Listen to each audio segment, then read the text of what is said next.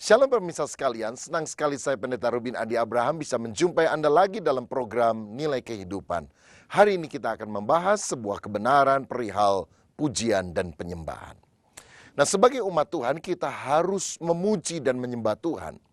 Mengapa kita harus memuji dan menyembah Dia? Yang pertama, karena Allah patut menerima pujian dan penyembahan umatnya. Dalam Wahyu pasal yang keempat ayat 11 dikatakan, "Ya Tuhan dan Allah kami, Engkau layak menerima puji-pujian dan hormat dan kuasa, sebab Engkau telah menciptakan segala sesuatu, dan oleh karena kehendak-Mu semuanya itu ada dan diciptakan." Tuhan yang telah menciptakan kita, seharusnya lah kita sebagai umat ciptaannya memuji menyembah Dia. Alkitab juga memerintahkan kita untuk selalu memuji dan menyembah Dia sebagai umat yang telah diberi nafas kehidupan oleh Allah. Dalam Mazmur 150 ayat 6 dikatakan, "Biarlah segala yang bernafas memuji Tuhan." Tetapi yang kedua, kenapa kita harus memuji dan menyembah Allah? Karena kita diciptakan dengan tujuan untuk memuliakan Tuhan. Yesaya 43 ayat yang ke-7 berkata, "Umatku yang kuciptakan untuk kemuliaanku," kata Tuhan. Jadi alasan pertama berkaitan dengan Tuhan karena Dia memang adalah Sang Pencipta, sehingga kita harus menyembah Dia. Dia layak menerima segala dalam hidup kita. Tetapi yang kedua berkaitan dengan kita. Kita memang diciptakan, didesain untuk menjadi orang yang memuliakan Allah. Allah menempatkan dalam diri manusia perasaan lapar dan haus yang hanya bisa dipuaskan bila kita memiliki hubungan yang erat dengan Allah, yaitu bila kita memuliakan Tuhan. Karenanya pemazmur berkata, "Seperti rusa yang haus, rindu akan air-Mu, akan hadirat-Mu." Kita justru mendapatkan kebahagiaan, kepuasan sejati kalau kita menyembah Dia. Saudara, setiap alat di dunia ini ditujukan dengan satu tujuan. Misalnya, kursi itu diciptakan oleh pembuatnya supaya bisa diduduki. Mikrofon itu diciptakan untuk mengeraskan suara. Bisakah mikrofon saudara pegang dan saudara pakai sebagai palu untuk menancapkan satu paku kecil ke dalam tembok? Jawabannya bisa, tapi tidak maksimal. Pakunya tidak menancap betul dan yang jelas mikrofonnya akan hancur, akan rusak. Begitu juga manusia tidak diciptakan untuk menjadi mesin pencetak uang. Manusia tidak diciptakan dan mendapatkan kepuasan ketika kita hidup bagi diri sendiri demi popularitas pribadi. Tidak. Kita justru akan mendapatkan pemenuhan sukacita yang luar biasa ketika kita menggunakan seluruh hidup kita tepat sesuai dengan rencana Sang Pencipta, yaitu untuk memuliakan Dia. Seperti mikrofon untuk mengeraskan suara, bukan untuk memukul paku ke dalam tembok misalnya. Saudara sekalian, apa beda antara pujian dan penyembahan? Pujian atau praise dalam bahasa Inggris adalah respon hati kita yang penuh ucapan syukur untuk apa yang Allah sudah lakukan bagi kita. Dengan kata lain, kita memuji Tuhan untuk pekerjaannya, untuk karyanya yang Dia perbuat dalam hidup kita. Dalam Mazmur 107 ayat yang ke-8, firman Tuhan berkata demikian, "Biarlah mereka bersyukur kepada Tuhan karena kasih setianya, karena perbuatan-perbuatannya yang ajaib terhadap anak-anak manusia." Tuhan sudah melakukan berbagai kebaikan, Dia menyembuhkan, Dia memberkati, Dia mencukupkan segala kebutuhan kita. Dan sebagai rasa syukur terima kasih kepada Tuhan, kita harus memuji Tuhan karena perbuatan yang ajaib. Nah, di dalam pujian tercakup juga unsur pengucapan syukur atau thanksgiving atas apa yang telah Dia lakukan dalam hidup kita. Pujian dan syukur adalah respon yang wajar dari seseorang yang telah diselamatkan. Kalau kita sudah diselamatkan, maka kita harus memuji Dia dan jangan pernah melupakan segala kebaikannya. Hal yang saudara harus ingat adalah iblis tidak dapat memuji Tuhan, walaupun iblis dapat menyanyi. Tetapi kitalah manusia, umat yang bisa memuji Tuhan dengan segenap hati, dengan cinta kepada Allah. Sedangkan saudara sekalian, malaikat walaupun dapat memuji Tuhan, namun tidak dapat mengekspresikan syukur karena telah ditebus dan diselamatkan dari dosa oleh Kristus. Hanya kita yang dapat mengekspresikan syukur karena kita sudah ditebus. Malaikat itu tidak bisa nyanyi, misalnya, Amazing grace, how sweet the sound that save a wretch like me.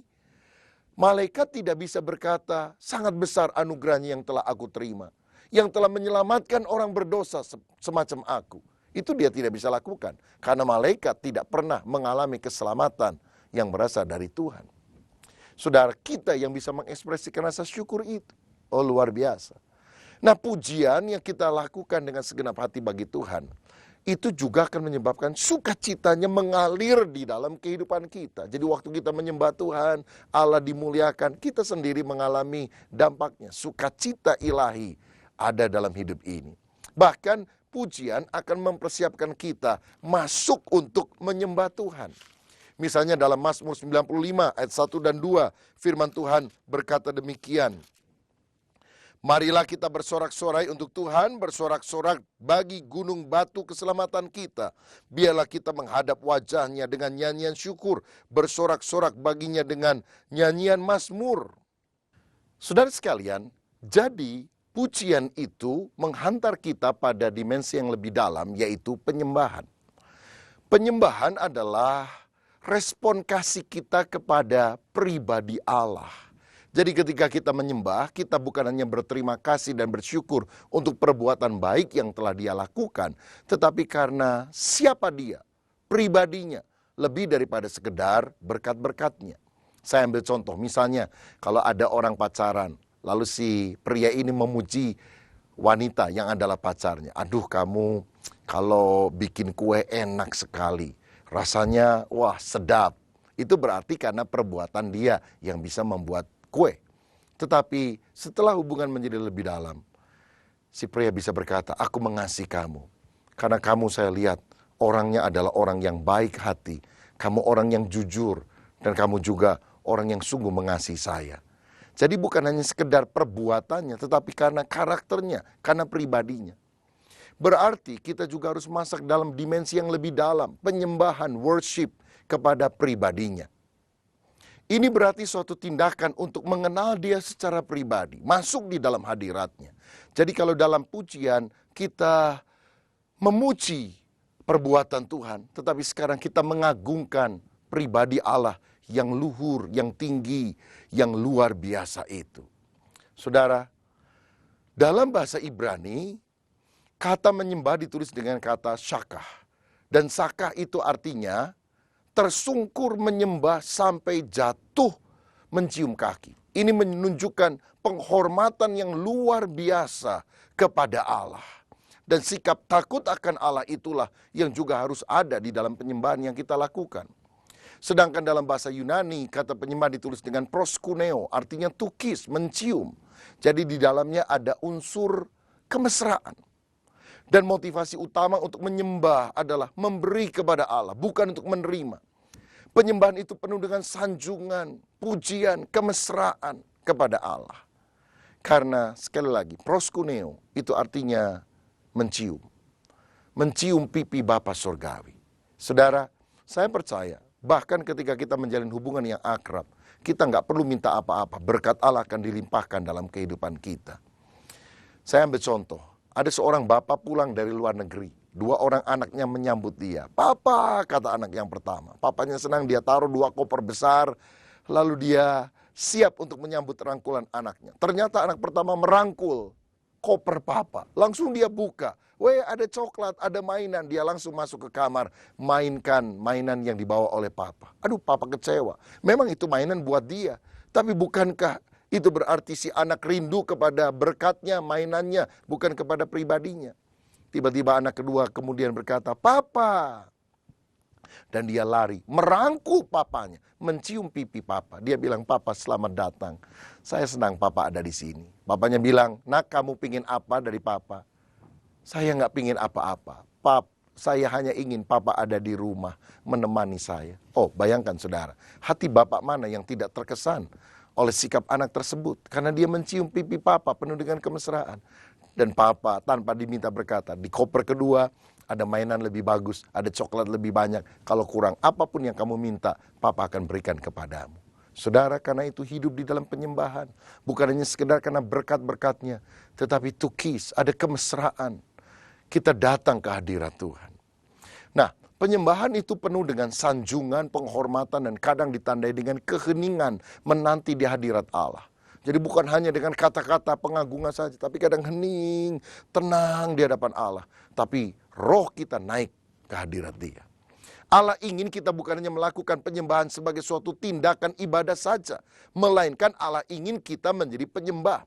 Sebab dalam Yohanes pasal 4 ayat 23 dan 24 firman Allah berkata demikian, tetapi saatnya akan datang dan sudah tiba sekarang bahwa penyembah-penyembah benar akan menyembah Bapa dalam roh dan kebenaran. Sebab Bapa menghendaki penyembah-penyembah demikian. Allah itu roh dan barang siapa menyembah Dia harus menyembahnya dalam roh dan kebenaran. Yang Tuhan cari itu adalah penyembahnya, penyembah yang benar, orangnya, bukan hanya tindakan penyembahannya. Karena itulah pujian dan penyembahan harus menjadi sikap, menjadi lifestyle, gaya kehidupan kita sehari-hari.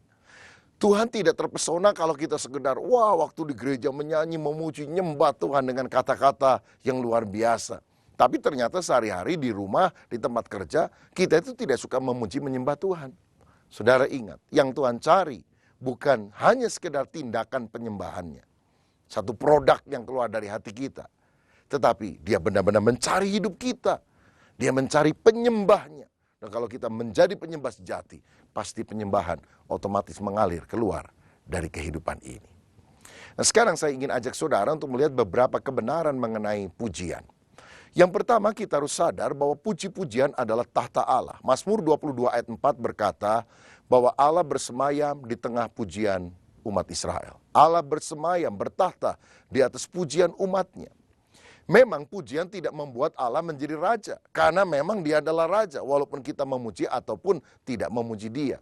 Tetapi dalam pujian kita mengakui kerajaannya di dalam kehidupan kita. Dalam pujian kita menghormati hadirat Allah.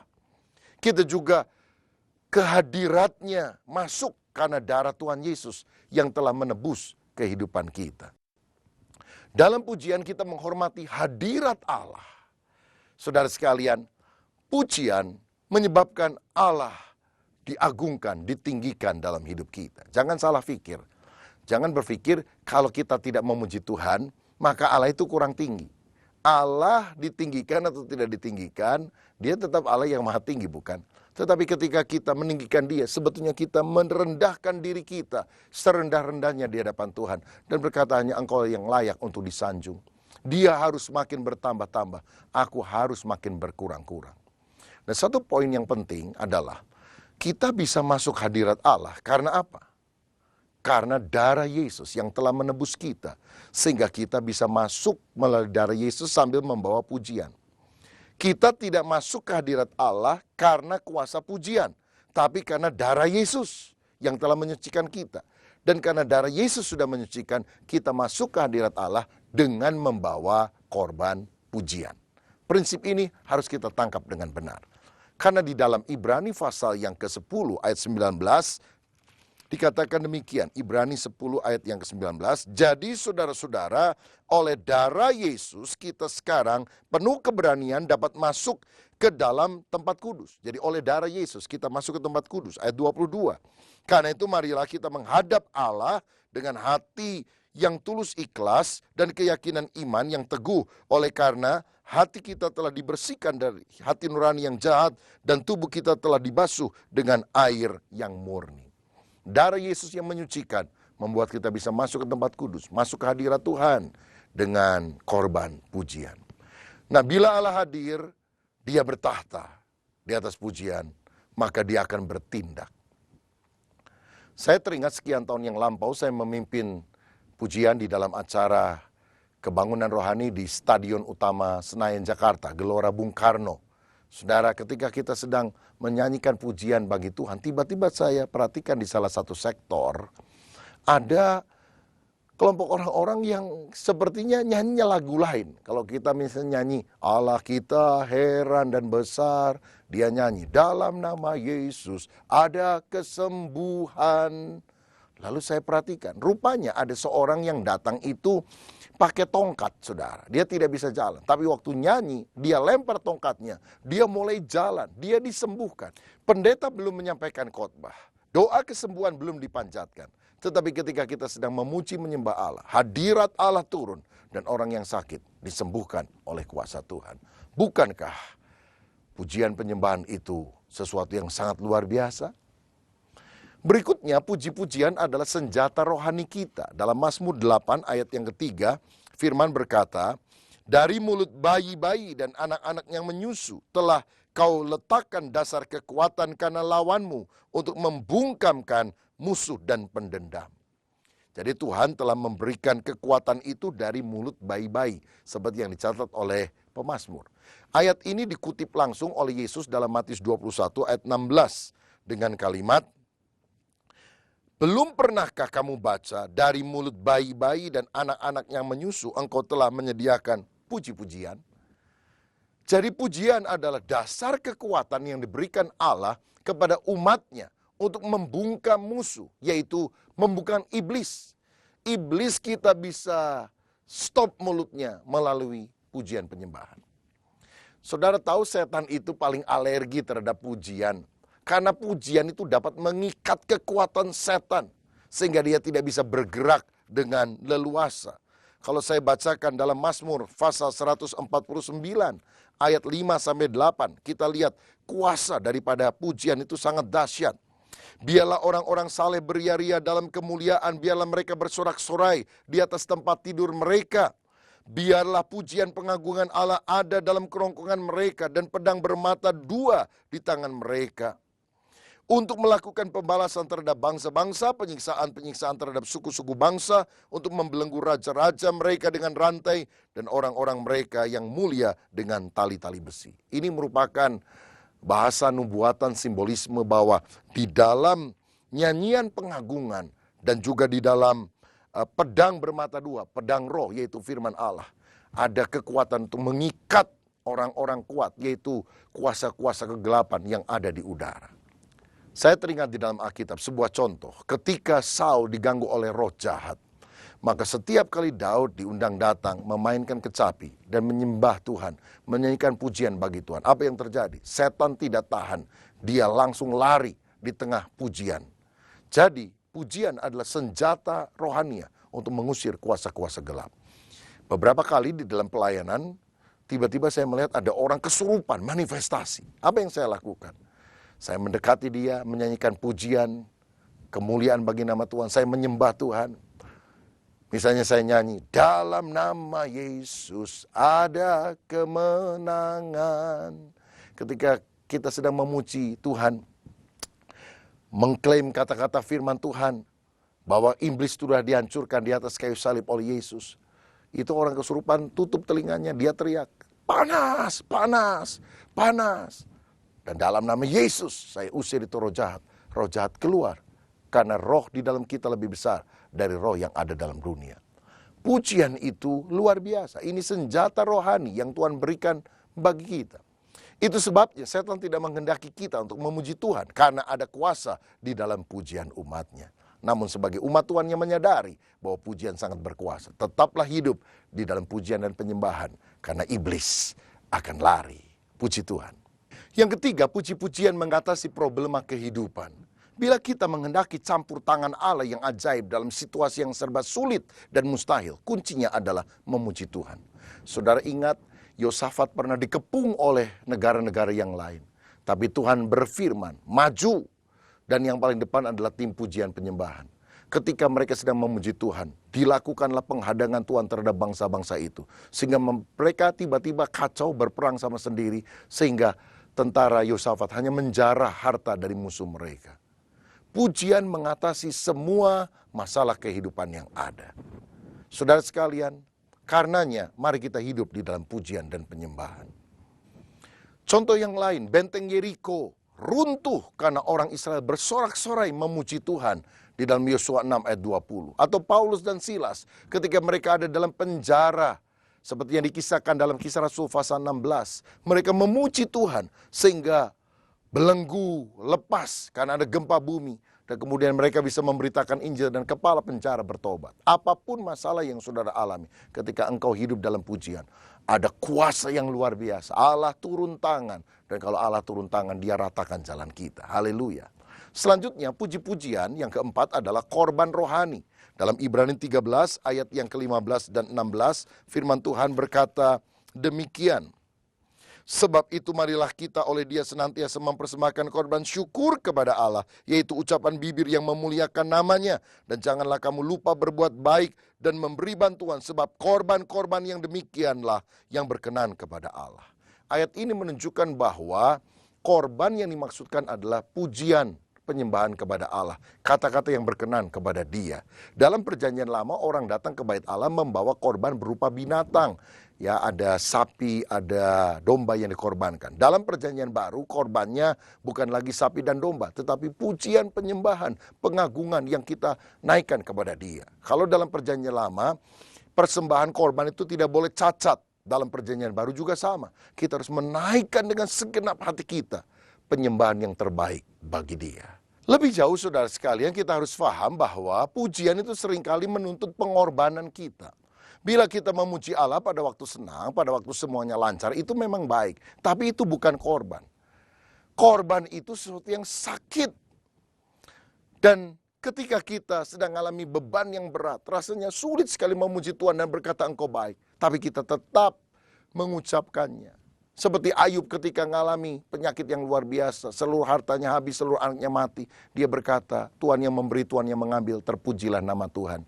Dia tidak pernah berbuat dosa dengan bibirnya dan menuduh Allah berbuat yang kurang patut. Nah, itulah korban. Kedagingan kita dimatikan, tapi Tuhan tetap dimuliakan. Berikutnya, saudara, apa sikap yang harus kita lakukan dalam pujian dan penyembahan? Nah, kita harus mengasihi Tuhan Allah dengan segenap hati, segenap jiwa, segenap kekuatan, dan juga dengan segenap akal budi. Dan kita dapat mengekspresikan kasih kita kepada Allah dalam pujian penyembahan dengan berbagai cara. Misalnya dengan suara pada waktu kita menyanyi, baik menyanyi dengan akal budi maupun menyanyi dalam roh. Kita juga bisa bersorak-sorai, hey, haleluya, mengaminkan, amin. Lalu kita bisa menggunakan tangan kita untuk bertepuk tangan. Alkitab berkata dalam Mazmur 47 ayat 2, hai segala bangsa, bertepuk tanganlah bagi Tuhan. Kita juga bisa mengangkat tangan sebagai hati, tanda hati mengasihi Dia. Sikap badan kita bisa gunakan, berdiri, berlutut, tersungkur atau sujud. Kadang berdiam diri di hadirat Tuhan. Atau menari-nari seperti Daud. Dan kita juga bisa menggunakan alat musik, beragam alat musik untuk memuliakan Dia. Saudara sekalian, lebih dari sekedar sikap tubuh, yang Tuhan inginkan adalah sikap batin kita. Alkitab tadi berkata, penyembah sejati akan menyembah Bapa dalam roh dan kebenaran. Roh bicara tentang keberadaan kita yang paling dalam, batin kita, hati kita yang sungguh harus dikuasai oleh roh Allah. Sehingga pujian penyembah itu sungguh-sungguh keluar dari batin yang menyukakan hati Allah. Tetapi penyembahan juga harus dengan kebenaran, yaitu kebenaran firman Tuhan. Bukan seperti apa yang kita mau, tapi seperti apa yang Tuhan mau. Pujian penyembahan tanpa roh, ibadah tanpa roh, itu kering, formal, mati. Tetapi pujian penyembahan tanpa kebenaran firman, maka itu akan menjadi perasaan sentimental, emosional, yang menggebu-gebu. Jadi keduanya harus berbarengan bersama. Pujian penyembahan dengan hati kita, dengan kesungguhan kita, dalam roh kita, tapi juga sesuai dengan petunjuk kebenaran firman Tuhan, dan menghasilkan buah-buah kebenaran sekarang dan hidup yang selanjutnya. Saudara sekalian, karena itu hiduplah di dalam pujian penyembahan, agar kita sungguh-sungguh menyukakan hati Tuhan. Kalau saudara mau hidup dengan pola sedemikian, mari kita berdoa bersama. Bapa Surgawi, terima kasih untuk kebenaran firman-Mu. Jadikan kami penyembah sejati yang menyembah Bapa dalam roh dan kebenaran. Kami mengucap syukur di dalam nama Yesus. Amin.